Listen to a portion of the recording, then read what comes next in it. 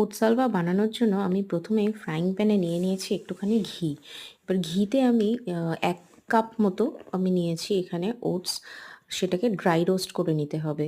খুব বেশিক্ষণ করার দরকার নেই। জাস্ট ১-২ সেকেন্ড ড্রাই রোস্ট করলেই হবে। এরপরে এটাকে একটি বিগ বোলের মধ্যে নিয়ে নিয়েছি। দিয়ে দেবো এটার মধ্যেই ১ কাপ দুধ। আমার বাচ্চা একটু পাতলা, পাতলা খেতে ভালোবাসে, সেইজন্য আমি দুধটা একটু বেশি নিয়েছি। আপনি আপনার পছন্দ অনুযায়ী দুধটাকে কম বেশি করে নিতে পারেন। এছাড়া বাড়িতে ছিল যে সমস্ত ড্রাই ফ্রুটস যেমন খেজুর, আমসত্ত্ব, কাজু বাদাম, আ আমন্ড, কিশমিশ এগুলোও আমি দিয়ে দিয়েছি।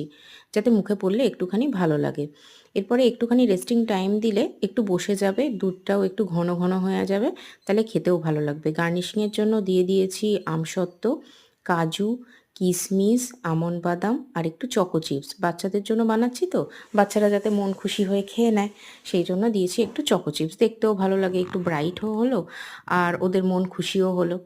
সেই জন্য এই সমস্ত ড্রাই ফ্রুটস দিয়ে আমি ওপরটা গার্নিশিং করে দিয়েছি। কিশমিশ ছিল, কিশমিশও দিয়ে দিয়েছি।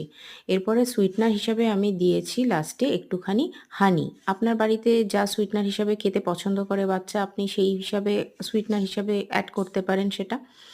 এইভাবে আমি আমার বাচ্চার জন্য বানিয়ে নিয়েছি ওটস হালুয়া। আপনিও বানাতে পারেন ঘরে থাকা সমস্ত ড্রাই ফ্রুটস দিয়ে ওটস হালুয়া।